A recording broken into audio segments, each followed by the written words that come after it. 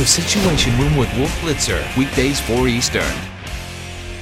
Thank you, Sean. U.S. officials say they were already preparing for the worst case, a full-fledged pandemic. We have been preparing all along as if this is going to be stage 6. Our efforts have been to stay ahead of whatever number the WHO assigned. In the U.S., the virus, now known as 2009 H1N1, continues to spread. Just since Sunday, the number of cases confirmed by the Centers for Disease Control has ballooned from 20 to 40 to 64 to 91, with the first death confirmed today.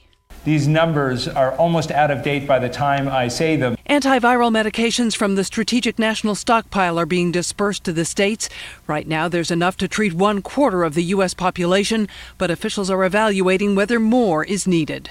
The government is also gearing up for possible production of a vaccine, isolating this strain of flu and designing clinical trials to determine the dose, safety, and effectiveness. If everything went great, production could lead to availability as early as September. But of course, with influenza vaccine production, even seasonal flu, everything doesn't always go great. Officials are keeping in mind the mistakes of 1976, when Americans were urged to get vaccinated against another strain of swine flu.